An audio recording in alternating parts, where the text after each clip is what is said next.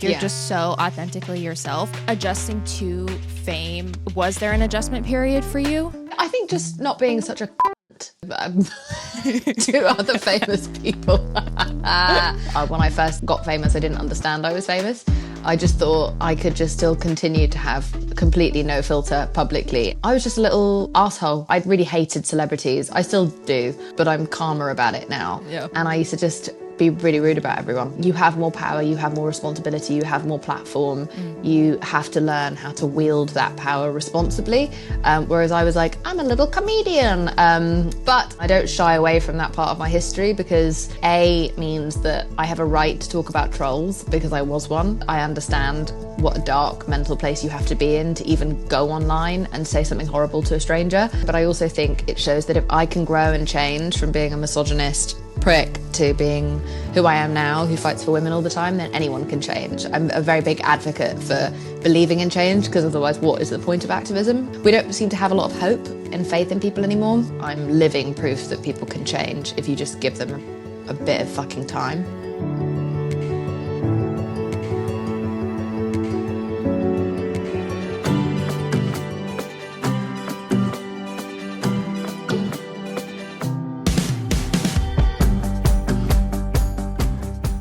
Jameela, welcome to The Squeeze. Thank you for having me. I am so excited because as we were talking before, I've just like seen you everywhere, and just the way you talk about your body and beauty and the standards really, really resonate with me. And I just love the work that you're doing, and you're just kind of being yourself. So I'm excited to like get to hear more about your story and all of that. But we do start each episode off with a jar that I do have here with me. It's a little game called Citrus Got Real. It's just like a fun little icebreaker question. So I'm going to pull a little piece of paper out of there for you since you are not with me in the flesh. Let's see what this says. Ooh, if you were a board game, which one would you be and why? Scrabble. Because I'm a pedant. And Scrabble is a pedantic and infuriating board game. and I think it suits me perfectly. Very like anal, very precise about things. Sometimes not precise enough. But yeah, Scrabble. That's good. I feel like mine right now would be Candyland because I've been on a really big like sweet kick recently. Oh, nice. Very nice. Yeah, my husband is not a sweets person. He's definitely like a more... I don't trust him honestly... Sorry, I used to really like him until just now. Yeah, I know. He is... Finding that out has really actually... I think I'm going to go. Yeah. Bye. It's probably for the best. We end it now. People without a sweet tooth freak me out. And he also has this weird thing where he doesn't like fruit in food. Like any form of like he likes cookies, but if it's like a lemon, fruit in savory food is demonic. I'm now with him again. I'm back. Do you like strawberries in like a salad though? Or absolutely not. No, that's I'm not an animal. Okay. Yeah. Okay. Yeah. Okay. Great. Then you guys will get along. Part of you. Yeah. Part of you will get along. I'm back on track. I'm back in the room. Oh my gosh, that's so good. Okay, so I actually have a question for you. In doing my prep for this, was The Good Place your first scripted show? Yeah, my first audition. That's so crazy to me. Like how did that come to be? Was that something you were seeking out? I was forced to go to the audition. I didn't think that I had any right to be there. And my manager really needed someone who was tall and English and annoying. And she couldn't think of anyone else. So she sent me. And I got the job. Oh, I was perfect for it. What was that like? Was that nerve-wracking? Like being on set? Terrifying. Like, you know, people are like, oh, I have imposter syndrome. I'm like, try being a fucking actual imposter. Okay. You want to know anxiety? Try actually not belonging there. Not just thinking you don't belong there. Try actually having no idea what you're doing and then being opposite literally the most talented people in the industry. Like Ted Danson, Lisa Kudrow, Maya Rudolph, Kristen Bell, like all of these people. And then it's just me, just a woman off the street fighting for her life. Well, you fought well. And you succeeded. Thank you. I made it out barely alive. What were you doing before that? I was a DJ. Shut up. Really? Yeah, that was my job. Yeah. I was actually really Jason Mendoza. That's who I really am. Everyone's like, oh, she's just like Tahani. It's like, no, I'm actually Jason. I was a clueless idiot DJ. And that's how I met my boyfriend, who was also a DJ at the time. And he's a singer, musician. But yeah, that's what I did. I was a DJ and I wanted to be a comedy writer. And that's how I ended up in America. I'd written a script that I'm only now finally getting back to and finishing and hopefully selling this summer. But that's how I got signed to management. And then they were the ones that sent me to The Good Place. And then it changed the course of my life.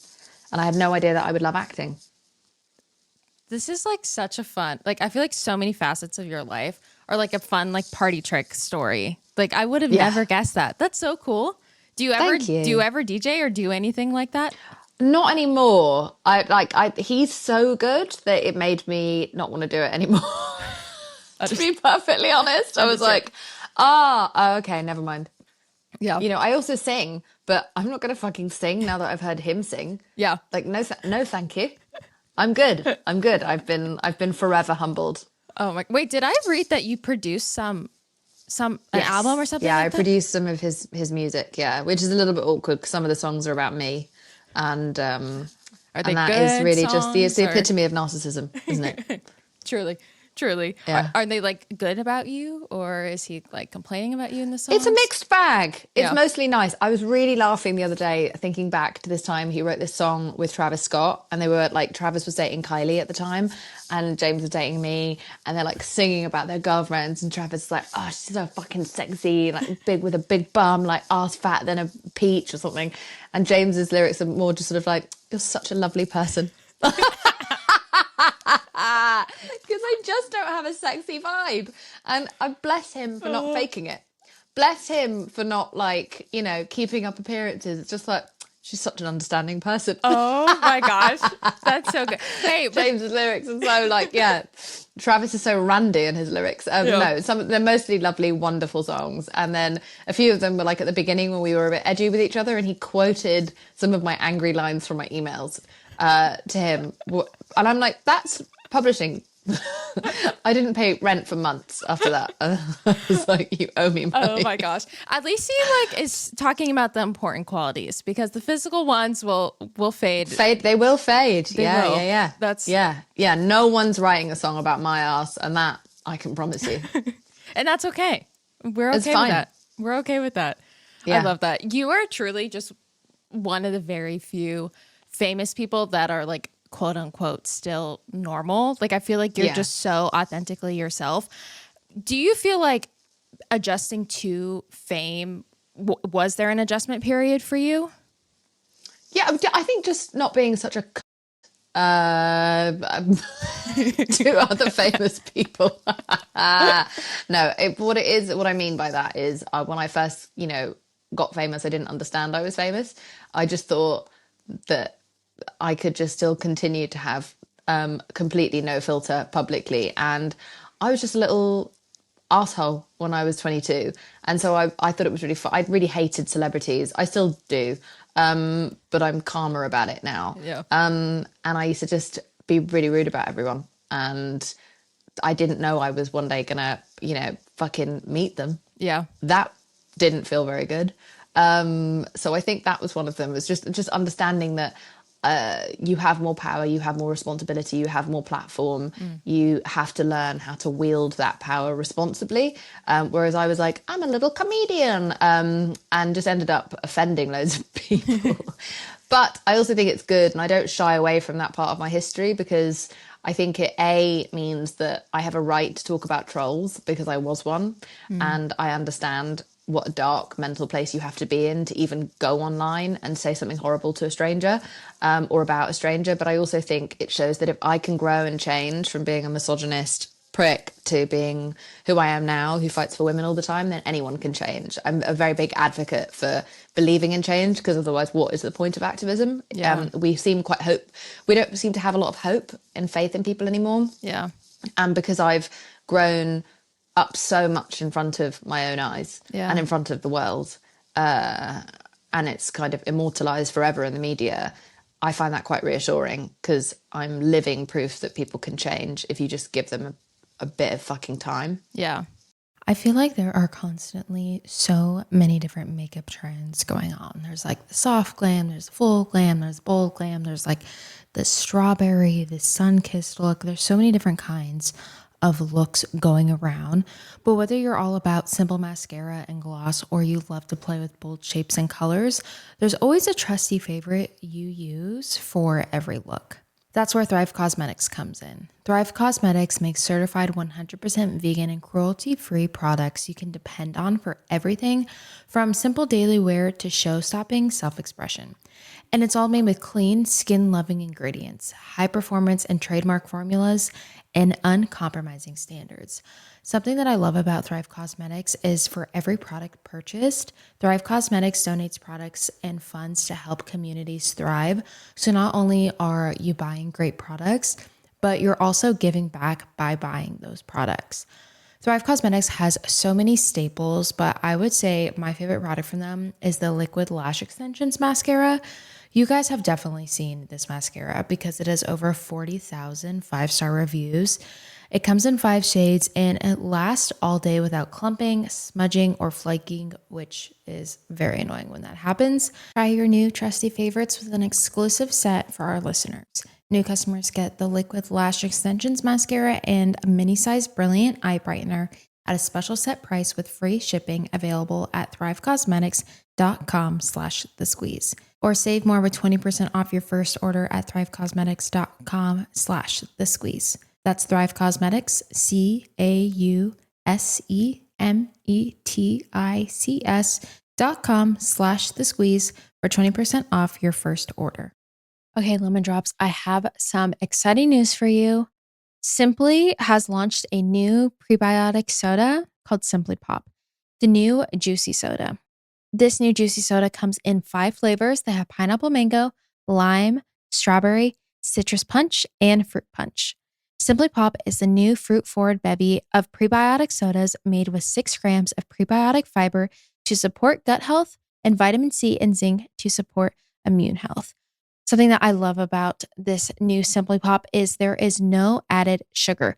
So many of these drinks add sugar, but you're getting an amazing taste with no added sugar. I love a little 2, 3 p.m., a little treat, just a little something for me. And Simply Pop has been that go-to for me. I would say my favorite flavor is either the lime. I am such a lime girl through and through. But also the fruit punch is pretty good. But I'm torn between those. Don't make me pick one because I can't pick. But you guys need to try Simply Pop out. It is so yummy. You can find Simply Pop in any of its 5 juicy flavors by visiting them online at cokeurl.com/simplypop. That's cokeurl.com/simplypop.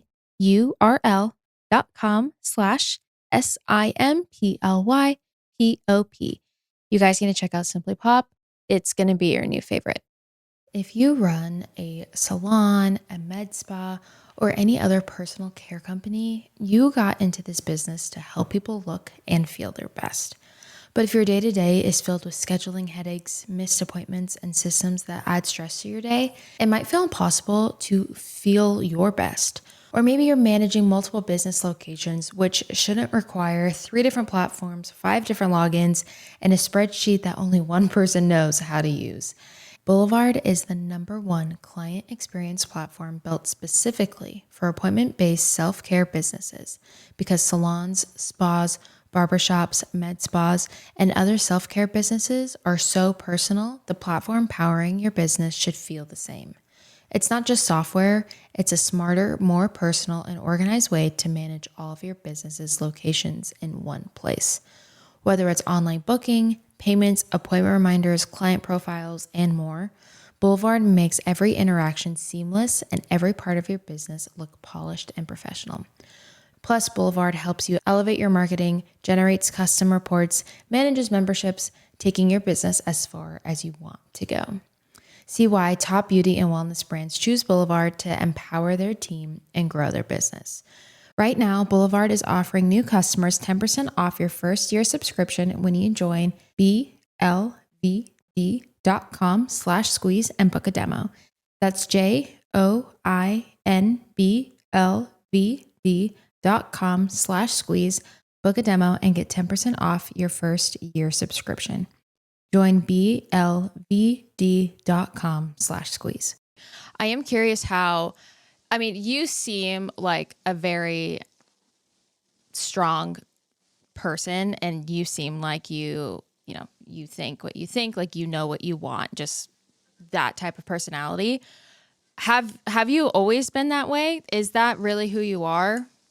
It's really who I am. I don't think I was always that way, because I think when you're young, especially, you really want to find your people. So you're much more willing to be malleable, with your personality to fit in. And then as you get older, you find the people who matter to you, and no one else really matters that much. And so I've kind of got my friends, my dogs, and my boyfriend. And if they like me, I'm good. I don't really need a bunch of, getting older. One of the joys of getting older is realizing that you actually hate everyone. So why would you need them to like you? Yeah. It's fantastic to get old and grumpy. I'm almost 40 and I despise everyone. And so now it's like, great. You don't like me, I don't like you either. This is perfect.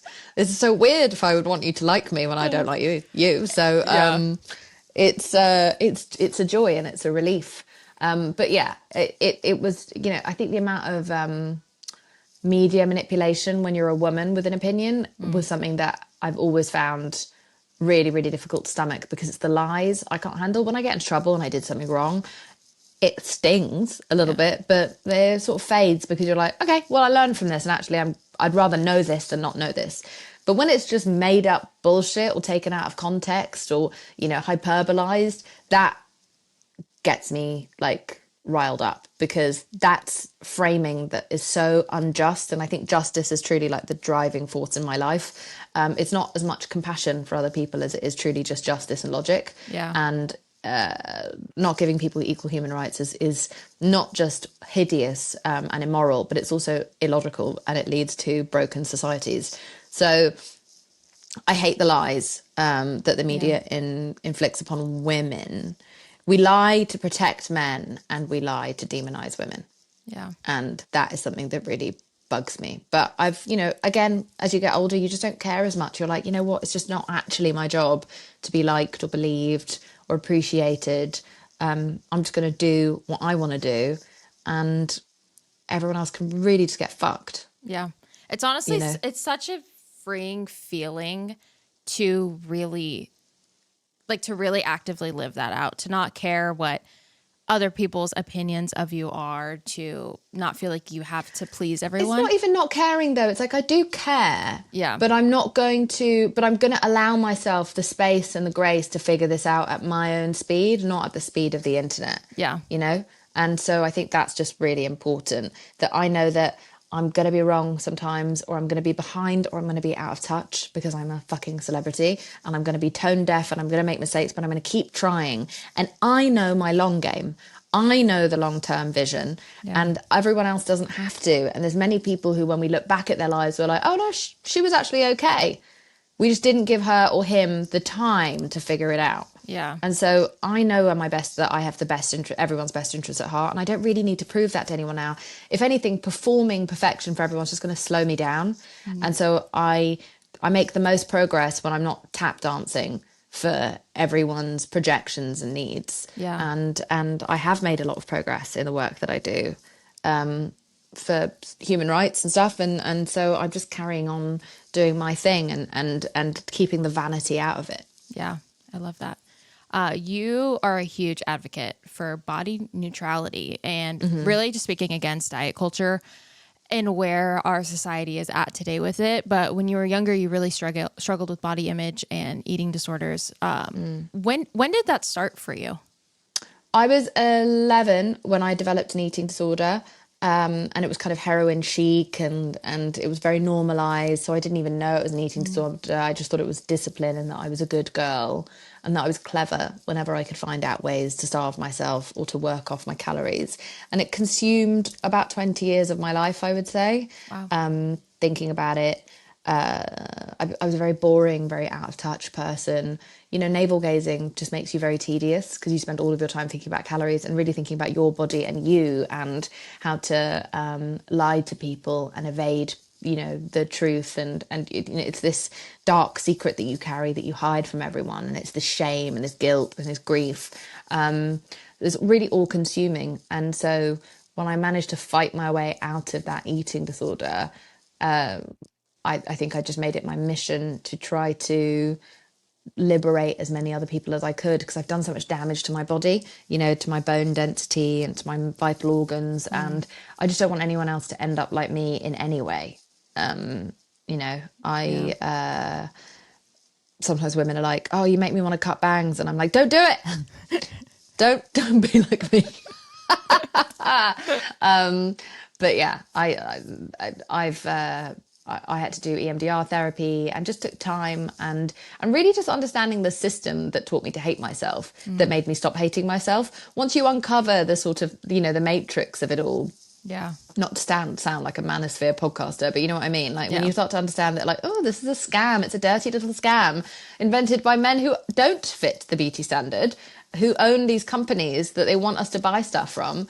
And women are 80% of the market. So if women keep the economy going because we buy stuff all the time, the fastest way to make sure that women keep buying stuff is to make them always feel like they need something. What do they need? Oh, let's tell them that they're ugly and they're too fat and they're too old forever. And every time they meet a beauty standard, let's change it again. So that we can keep them feeling like something's broken, and then we can sell them the salve to fix it. And that to me is so offensive that I think out of spite, I got better. That's the strong personality. Well, it's just again, it's the logic. It's like, well, I don't want to fund this man who benefits off my horrible thoughts. And whenever I hear them, I just think of this kind of like boardroom of men who are laughing at women.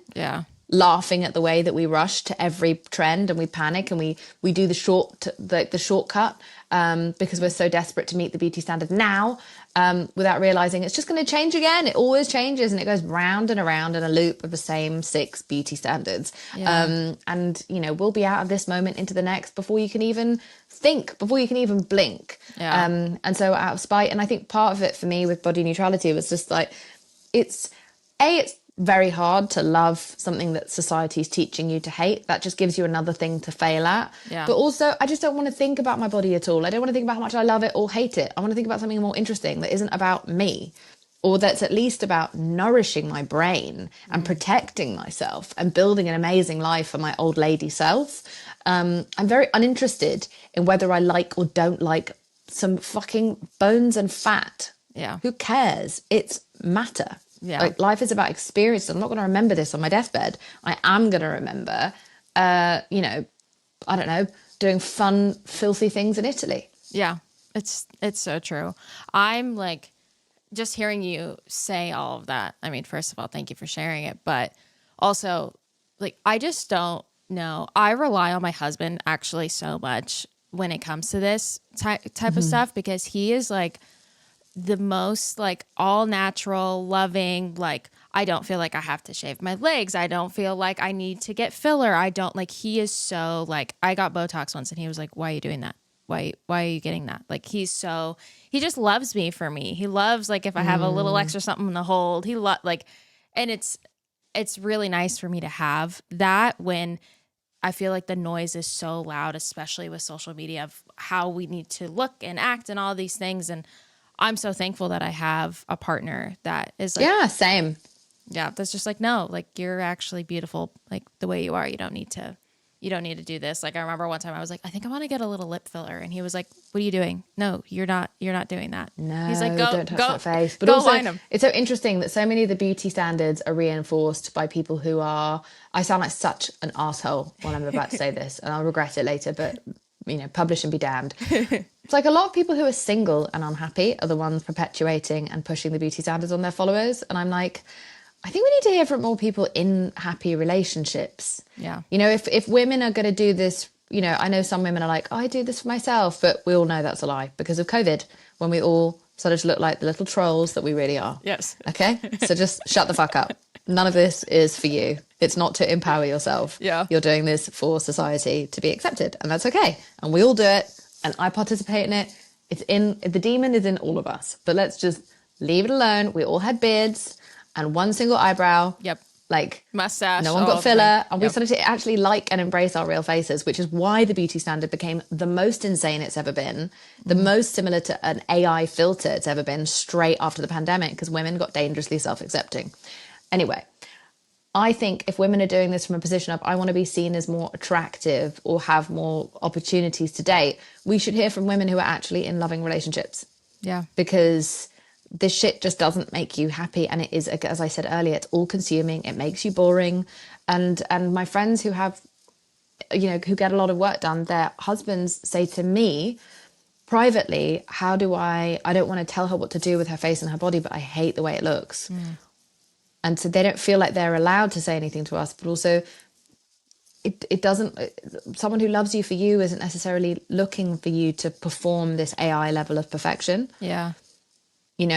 I think they want to feel like you feel accepted. They love you for who you are, and they don't want to see you put yourself at risk for made up beauty standards like that are, like I said, invented by ugly men. Yeah.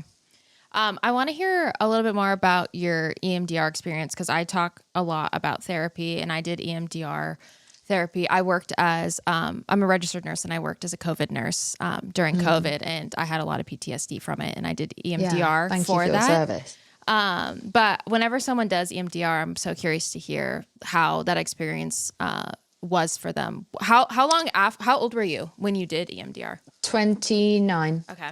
How was your experience with it? Great, super fast. I was in and out 3 months. I only meant to go once or twice, I was afraid of the dark because I was abused as a child in the dark. And I couldn't sleep in the dark my whole life. And it was really starting to piss off people that I would go to bed with, because then they couldn't sleep either. And so I was moving to America, and I was like, you know what? I'd really like to not go with this terror, of someone being in my house or doing something to me at night. And so I went to EMDR, and EMDR for me was very quick, and felt kind of like, I'd never had talk therapy before. And then I tried a bit of talk therapy, and then I tried EMDR, and the way I would maybe discuss the two, and I'm obviously not an expert, this is just my personal experience, is that talk therapy felt like therapeutic services for a mental health problem, and and EMDR felt like having surgery to cut the problem out of me, so that I didn't have to do the work all the time. A lot of what I found in therapy was me having to learn skills to cope with the trauma every time it would surface. And what EMDR felt like was it removed the trauma from my brain and from my thought patterns, so that I didn't have to do that work every day, so that I never even had to bring my nervous system down, because my nervous system wouldn't get activated in the first place. And an example of that is my terror of the dark. I was the reason I started EMDR was to deal with the fact that I couldn't sleep in the dark at night because I was abused in the dark as a child. And so I went to this woman, and we imagined the worst things that could happen to me, that did happen to me or could happen to me in the dark. And I left, and I kind of didn't feel anything.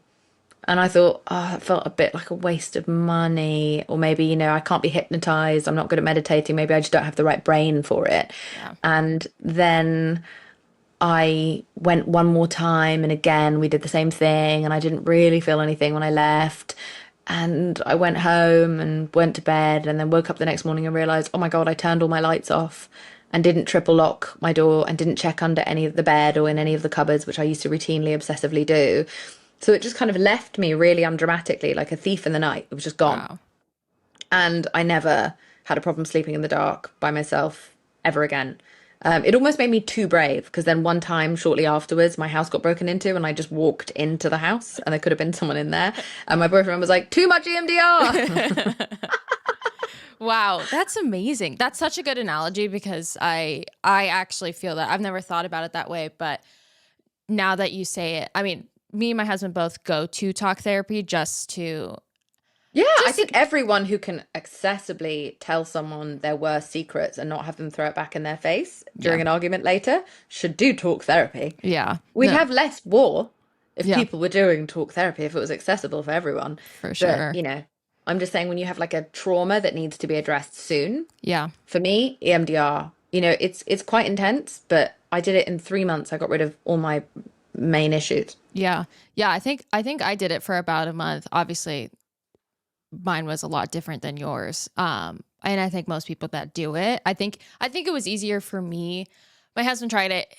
He didn't really like it. Respond. Yeah, not Yeah. everyone does. But for me, I think it was really helpful too, because a lot of my trauma came from being in the hospital, and, I developed like claustrophobia from it, and just all of these little things that came from it. And I know that I'm not going to be working again in that, because I quit my hospital job. So Yeah. I know that threat, when I was doing it, it was a lot easier for me to put myself in that, Yeah. put me right back into working and into where that trauma was, because I know that that's not going to be something that I'm going to have to deal with, hopefully, ever again.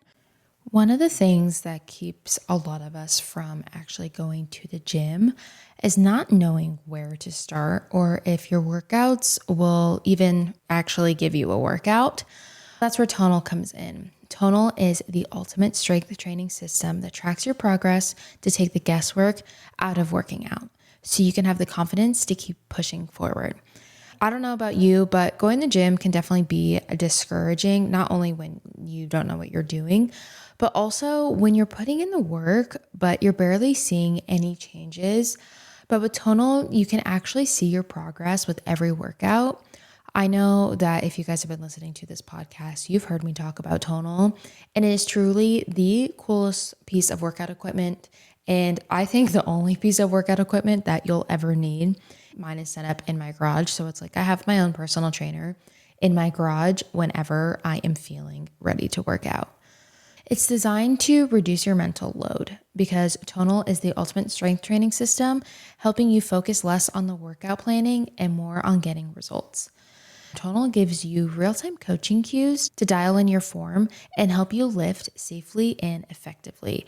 This is why I love Tonal, because I feel like when we go to the gym, a lot of us aren't doing the correct form or even know what the correct form is.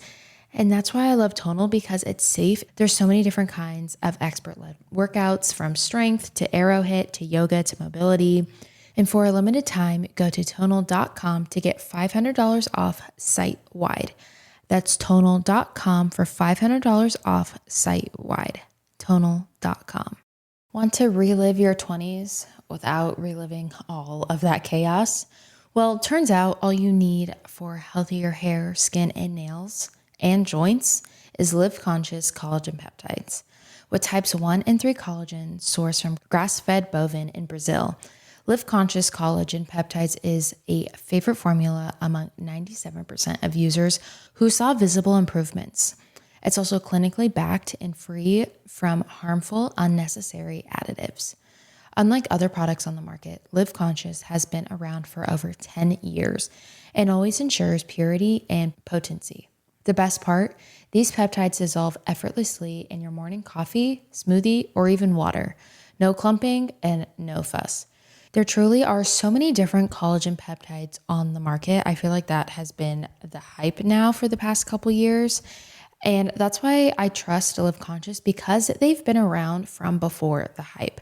They understand what real collagen peptides are and what needs to be in them to not only be good for our bodies, but also work and be effective on our bodies.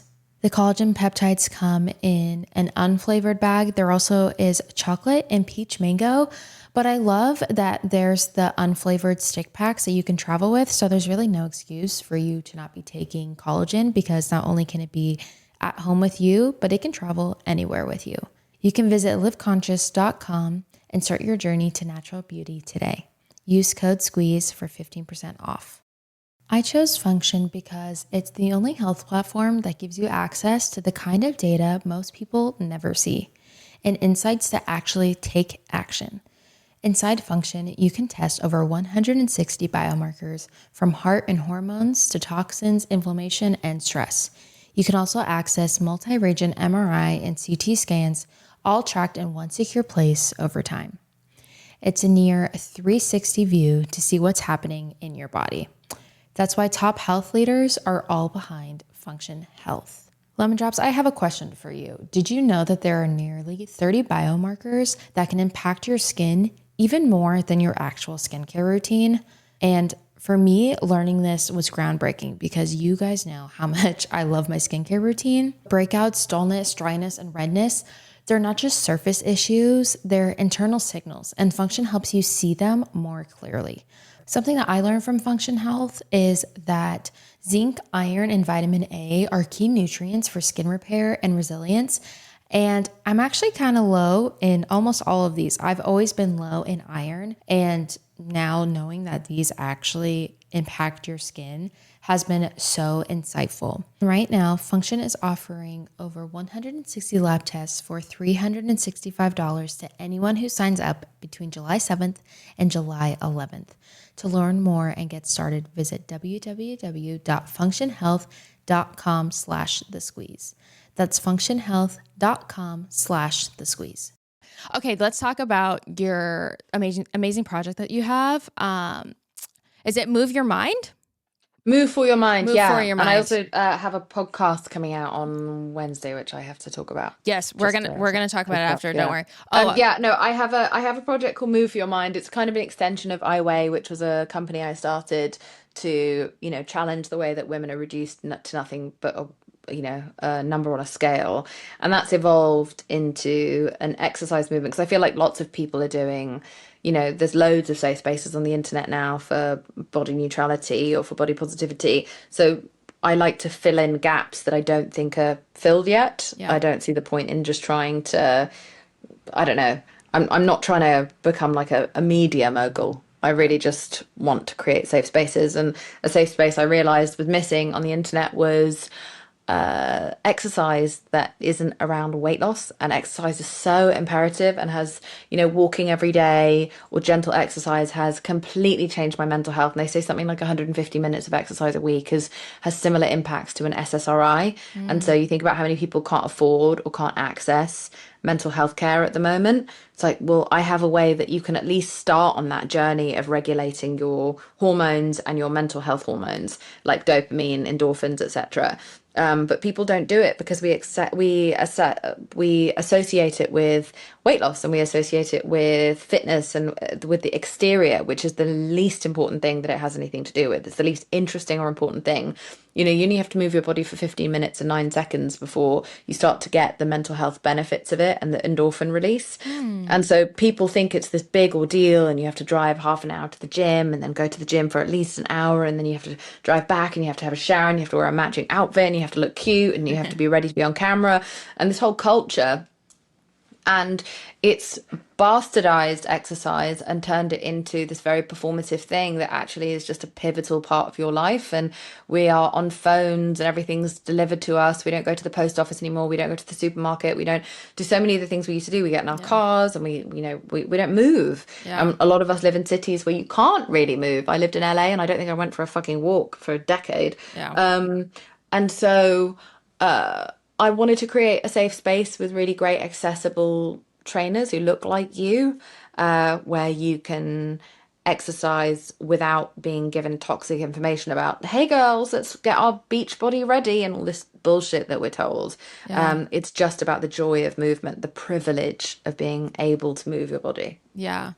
I love that you're doing that because I relate to it so much. I definitely feel like I go through waves of it, but what you said is so true. And I feel like when you start working out because you want the beach body, because you want whatever this thing that society is telling us, it's actually not like, I'll try it for like a week and a half and then I end up giving up because I'm like, nah, like it's not, my intention behind it isn't a pure one. And I think when you go into movement and working out with the intention of this is actually like for my mental health and I'm doing it for an internal outcome, not a physical outward outcome, it's a lot more sustainable. And honestly, Also, like, go ahead. yeah, but I'm sorry, I was just going to say that's also we need motivation. We are motivational creatures. We like instant rewards, especially now. We want that instant gratification. So if you're waiting for those abs or that ass or losing 100 pounds, like it's very, very difficult to stay motivated because those changes happen very, very slowly. Yeah. But when it's,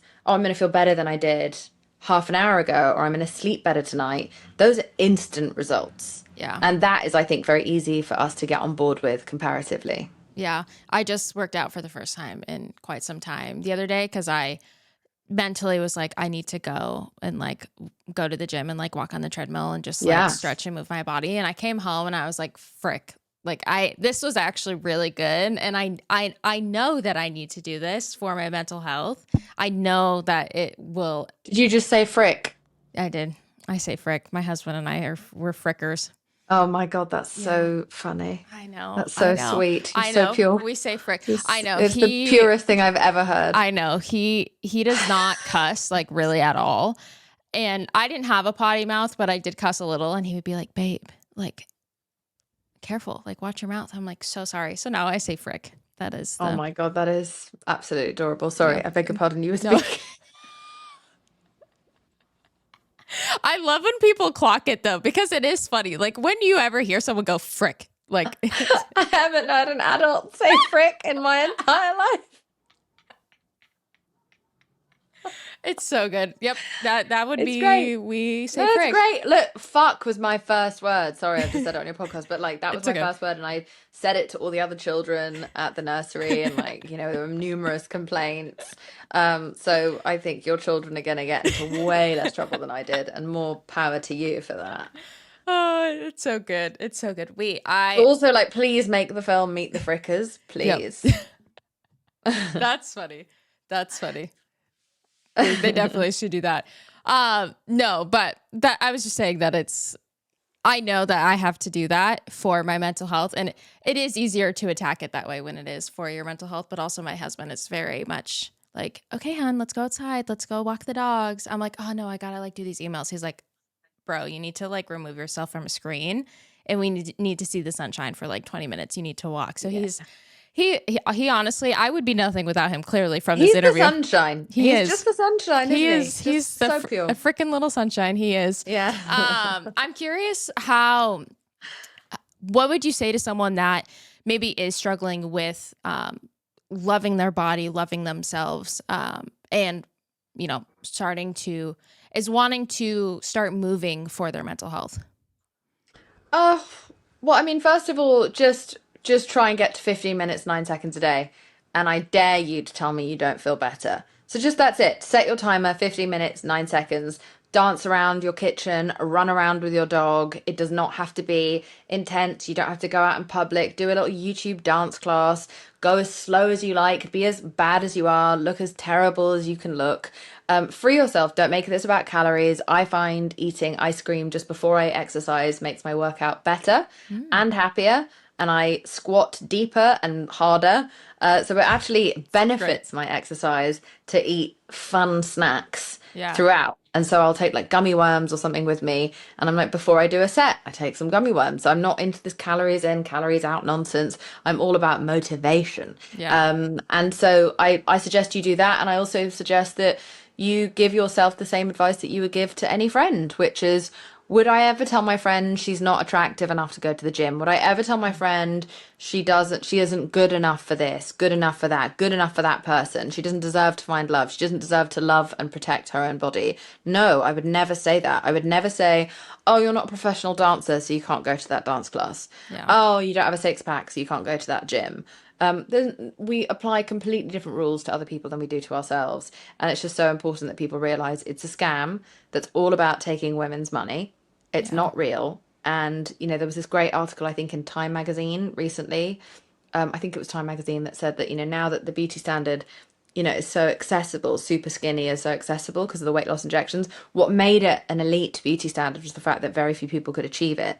Now that everyone has access to it, it's probably not going to be a beauty standard for much longer. And that's really important to think about, because it's always about elitism and classism and all kinds of different things that it's wrapped up in. And I think we should just be very wary of the trends and never rush to meet any of them. I'm 40 almost, and I've been around the block a lot, and I've watched this happen so many times, and thin comes in and out and in and out, and I just can't be bothered to participate anymore. Yeah, it's so true. Okay, let's talk about your new podcast, Wrong Turns. where did this idea come from? Because you had a podcast before, right? I've had multiple podcasts. I Okay. had one called I Weigh that was for 5 years, and then I did a comedy podcast called Bad Dates, Yes. which was really fun. But I left due to scheduling, and I had always wanted to make this podcast, which is called Wrong Turns, which is a disaster comedy podcast about the most embarrassing things that happen to us that have no great silver lining, no great lesson learned. You know, it kind of goes back to what I'm saying about toxic positivity. You know, I think we're expected to find the good in everything, and sometimes like life gives you lemons and it's just lemons and you don't make lemonade. And I think it sets people up to feel like they failed again when you get handed just a plate of chaos and you don't turn it into something incredible. It's like not everyone's disasters of when they shit their pants or whatever leads to them becoming some sort of biohacking ice bath having CEO billionaire. Yeah. Sometimes life is just humiliating, and I think I just wanted a break from all the inspiration that's being shoved down my throat, and make this kind of like an anti-inspiration, pro-commiseration podcast, because we're in dark times, and I think I just needed a break. One of my best friends died last year. I was in so much grief. The world was in such a mess politically and geopolitically, and I just couldn't have any more serious conversations in every facet of my life, because my work is so serious and so about humanitarian work. And I wanted my podcast, I just wanted something that was an outlet for escapism just for 30 minutes a week. And so we got together a bunch of the funniest people in the world and we got them to tell us their stories. And it's just been such a bonding, fun experience that I think there's just something very democratic and universal about humiliation. It will find you no matter who you are or what you look like or what you're doing. And so I think that's why people respond to this theme. And it's just a joy. Yeah. I love that. It's so So true. it's called Wrong Turns, and it's just about, it's about just owning the clusterfuck. Yep. Owning The it. cluster frick. Cluster frick. The cluster fricks. Yeah. I feel like this is going to carry with you for the rest of the day, and you're going to... I'm never going to forget it. I love that. I'm honored. Yeah. I'm honored. Me and my husband are frickers is my favorite thing I've heard. It gives me hope in like humanity again. It's good. I'm glad that brings you so much joy. It does. It really does. I really like it. Okay, so you say that Well, that was a big thing on The Good Place, right? Was finding artful ways to curse. Yeah. Oh, that's so true. I'm a big fan. Like, soak my deck. Yeah. Yeah. Mother forking shirt balls. So it's very in my DNA. That's how I know when Taylor's like upset is he'll start cussing. And I'm like, oh, he means business right now. Like he's like, he's really upset. That's how I know. So whereas if I start cussing, my boyfriend goes, oh, she's just alive. Yeah. Her heart's beating. She's breathing. Tuesday. Yep. Yeah. Just another Tuesday. Okay. So you say that guests on the podcast share stories where they've learned nothing. Why was it important for you to create a space that celebrates imperfection and doesn't tie everything up into this pretty nice bow? Because life is ugly and people are ugly and we're messy. And we've got to stop with this fascistic perfection perversion that we have. I really can't bear it. And everything I stand for, everything I make is about people that make mistakes. My Substack newsletter that I write is called A Low Desire to Please, based on my dog getting a bad review from his dog trainer. He said he's very intelligent but he has a low desire to please. And I was like, that is my boy. He got that from me. He is my DNA. And so I write a Substack every week that is just all of my unpopular thoughts and opinions. And for some reason, it's very popular. And I think that tells me that we are all having ugly thoughts and feelings. Yeah. And we all have vengeance and sin. Yeah. And inappropriate conduct within us. And I want to set that free. I'm sick of this, I think, especially women are not expected to be vulgar or funny or imperfect. And so I've always been very obsessed with liberating women, whether it's not looking perfect or not behaving perfectly. And I think, I'm a problematic person who's made loads of mistakes, but the thing that I think I am actually a role model for, the thing I would accept being a role model for, is being a woman who's willing to make mistakes, who can frick up and come back from it and carry on, who doesn't excuse myself from society because I've finally been unveiled as imperfect, because I have pores or wrinkles, or because I've said something inoffensive, or because I just didn't know what I didn't know.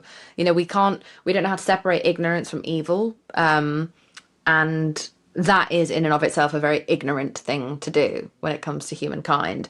Yeah. And so I'm determined to show women that there's life after death, the death of your reputation. And when people don't find you perfect, that's fine, because that's often where you find the most interesting people who do actually, like, they really do ride with you, and Yeah. they enjoy your content. And so, you know, I might not have 100 million followers on the internet, but I've got 3.7 million people who know exactly who I am, who accept that, and they stand with me, and they're willing to go on the journey with me. And I think that that's so beautiful. And I would rather have that 3.7 million, which is already, like, I understand, a ludicrously high number, but I'd rather have 3.7 million people that actually like me and appreciate who I actually am in all of my mess and my glory, than 100 million followers who like an avatar of me that is a prison of perfection.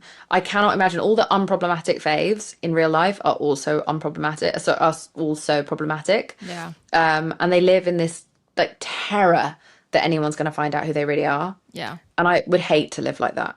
Yeah. That's why they're so, I think, sometimes scared of being stopped in public. Yeah. It's because someone might have overheard a bit of their real personality and their real conversation, and someone, like, confronts them in the world. I don't feel self-conscious when I'm out, because I just am who I am. Yeah. That's so good. I'm curious, can you give our lemon drops, those are our listeners, can you give us a wrong turn story of your own? Oh, sure. You're like, I got loads of them. Which Yeah, one? I'm Which thinking. one? Yeah, everyone tries to bury their mistakes. I write mine down.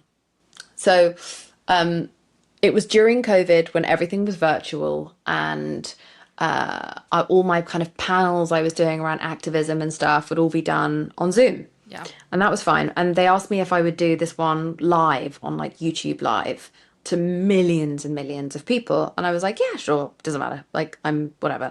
And so I'm only dressed really from, like, the waist up, like everyone else. I'm wearing underpants, but nothing special.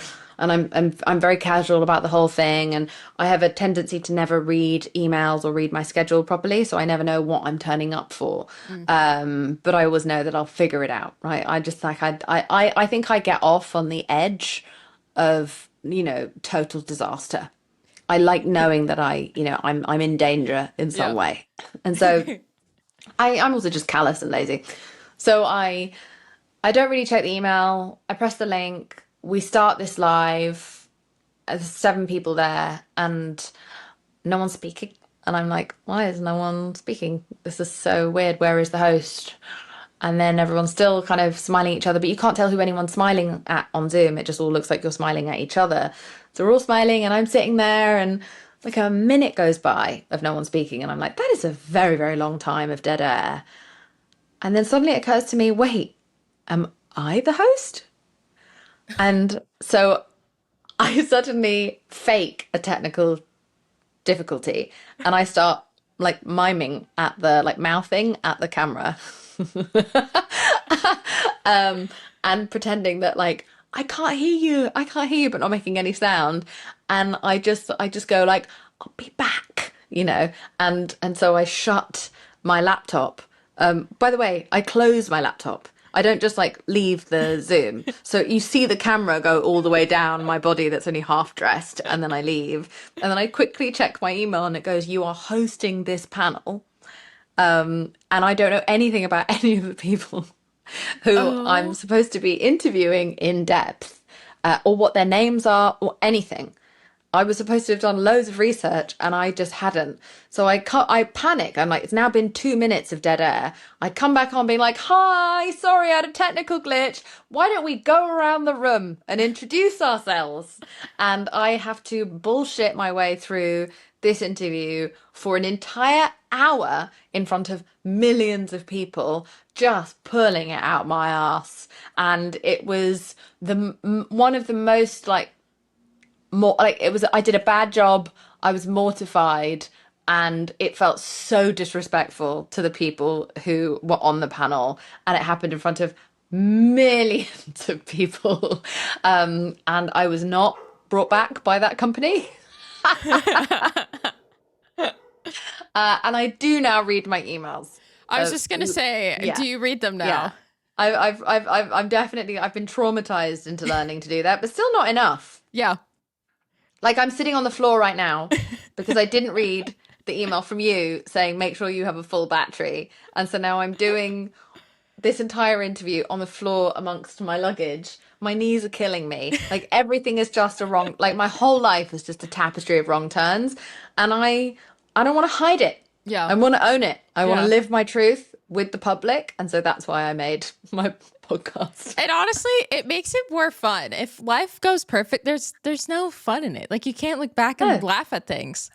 Yeah, exactly. Exactly. I love that. Like, I believe disaster comes just before a blessing. Yep. Yep. So I'm waiting any day now. Yeah. You just any day want to come down. I'm I just waiting. walk around with my hands Yeah. open at the sky, just Please. waiting for my blessing. It never So comes. good.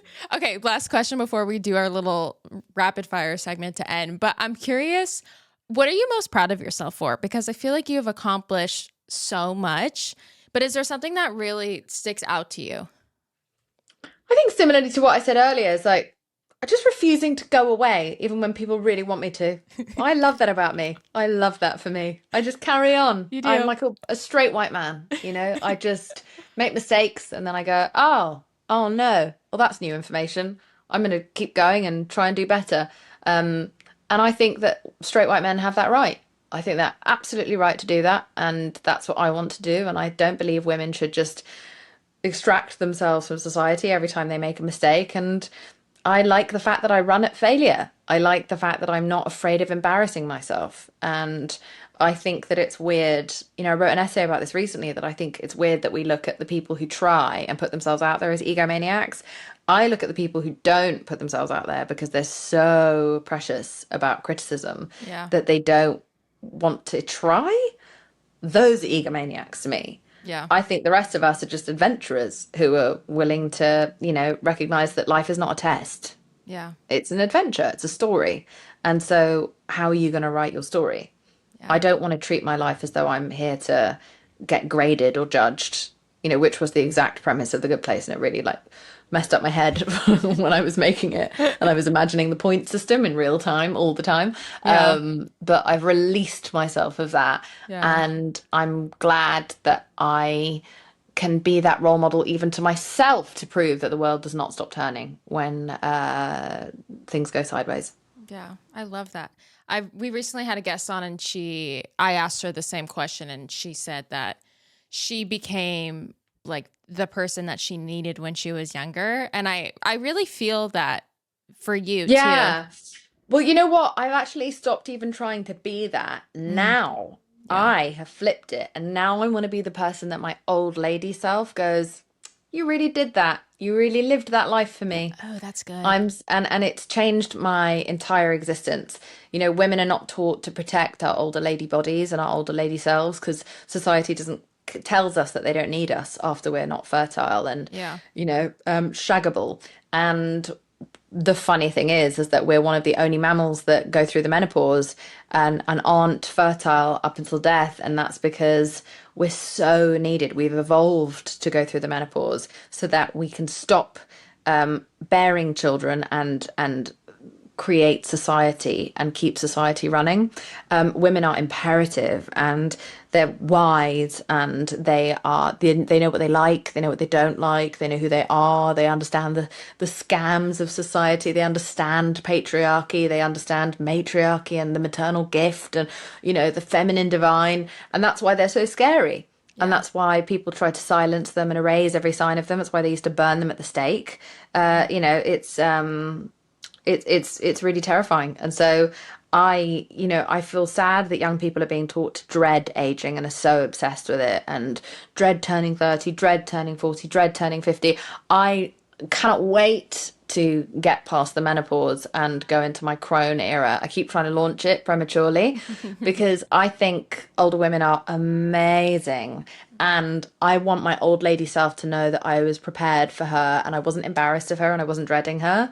I want her to know that I built a body and a life for her, you know, because my young self messed up my current self's life. Yeah. You know, I've still got health problems now, but she did. She did that. She's enemy number one. Yeah. So I want my old lady self to not look back on me in the same way and be like, why'd you do that to me? Why did you hurt me? I don't want that. So, you know, So good. I think men are taught to build their lives and women are taught to just panic and do whatever they have to do right now. And I think that's very dark and very sad and we deserve better. So I'm just not gonna live that way. Yeah, I love that. Okay, let's do this last little segment and get you off the floor. Thank Okay, you. Yeah, I've lost all feeling in one of my feet. It's gone. It's gone. Okay, so this little segment's called Lemon 7. It's just 7 questions. You can rapid fire them. You can go into a monologue if you please. Okay. The first question is, what movie or song title best describes your mental health today? Oh, Bohemian Rhapsody, which everyone will be too young, but it's like 9 songs in one, and that's how I feel at the moment. I feel like I'm losing my mind with stress Yeah. and overwhelm. So whatever that song, the more chaotic that song becomes, the more I feel like it's my daily soundtrack right now. Yeah, that's good. Number 2 is, how open are you with people in your life when struggling? Oh, not open enough. I go completely silent, and that's how everyone knows I'm in trouble, is that when I stop speaking, it's a problem. Actually, recently I lost my voice. This is totally separate, but I think it's funny, for several weeks, because I had a really bad chest infection. And my boyfriend came up to me and said both the most offensive and the sweetest thing he's ever said. He was like, I thought I would like this, but I don't. Which means he loves me. He truly and loves you. talking to me, but also has been silently wishing I would shut up for years.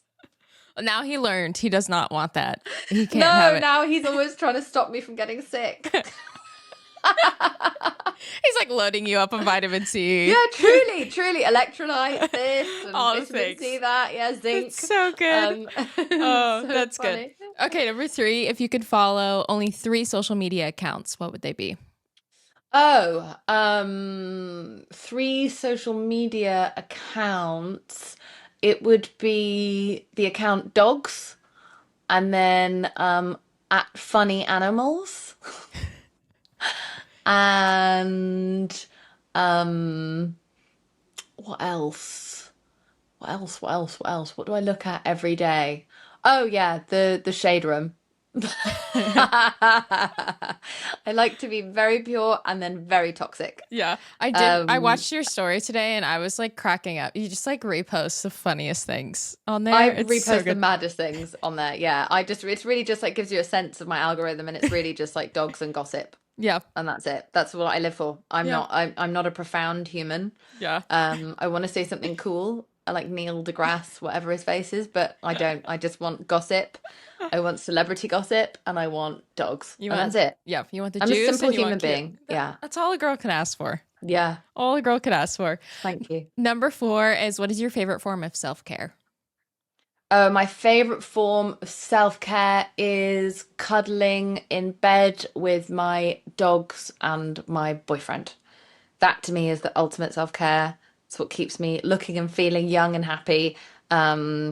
Really, I find kind of active skincare self-care just to be more work, and I can't be bothered, and it's really expensive. Yeah. But rest and joy with my dogs and my boyfriend is, while we're all snacking, is unbelievable to me. So that's my ultimate form of self-care, and I carve out time in every day to do that. My boyfriend and I refer to it almost as though it's a ceremony. You know, it's an imperative part of our day, and it's very bad if anything gets in the way of that. This is a side note, but how many dogs do you have? I'm a dog person. 2. Oh my gosh. I'm obsessed with them, and I haven't seen them in 6 weeks, and I'm going out of my mind. Yesterday, I was walking past a picture of a dog outside a vet, and I blew it a kiss, like involuntarily, and I was like, I need to go home. I need to go back. I'm so sorry. Where my That's dogs so are. long. Yeah, it's so long, and I'm being a real like dog pervert now. I'm going to the dog park, but I'm like that guy that turns up at the kiddie park without a kid. You know, like I don't have a dog with me, so I'm starting to freak people out in Oh Central my Park. gosh, you're just sitting there. Yeah, so Sitting there, start crying. yeah, so I'm a dog pervert now, and I just keep asking. I'm going up to people in the street and just asking if I could like Oh my gosh. pet their dog. I'm being really creepy. Oh, Yeah. we need to get I'm you home. obsessed with them. I need to get home. You, I'm home in 10 days and I truly cannot get there fast enough. And I I'm only will. there for a week and I already want to cry. Oh my gosh. Okay. Well, I hope you just stay in bed the whole Thank you. time with them. Okay. Number 5 is, what is the most misunderstood thing about you? Oh, that I give a shit what you think. I couldn't give a shit what you think. That's it. I don't want to hurt your feelings, but I couldn't give a shit what you think. Yeah. Respectfully. Respectfully. Yeah. Yeah. I'm so uninterested. I'm so uninterested in impressing truly anyone other than my dogs. That's it. Yeah. That's that they think the world of me, and that's all that matters. Yeah. I'm not interested in what you think about my hair or my face or my weight, or how I choose to learn and choose to try to help people. I'm taking in the information that I think I need, but whether or not you like me or think I'm annoying, go away. No one cares. You know what? Now I don't like you, so we're even. Yeah. Yeah, like it's not relevant to me whether or not you find me palatable. If you think something I'm doing is dangerous, let me know. Yeah. But if you just don't like how I am, it's not my problem. That's your problem. That's For a sure. taste thing. Yeah. Yeah. Okay. Number 6 is, who has had the most positive impact on your mental health? The person who's had the most positive impact on my mental health is my boyfriend of 11 years. He Oh, has taught me how to prioritize being calm, being well. He's, reinstated the value of life to me, and he's made me want to live when I didn't. mm, And he's just built this world around me that is so safe and fun and comforting. And he's just my best friend in the whole world. And so he's he's my safe space, and he's the person who's probably most fixed my brain. I love that. It's so special. Okay. Last question. If you can go back to one moment in your life, what moment would that be? And what would you say to yourself? Uh, oh, when my school teacher tried to weighed me in front of my entire class.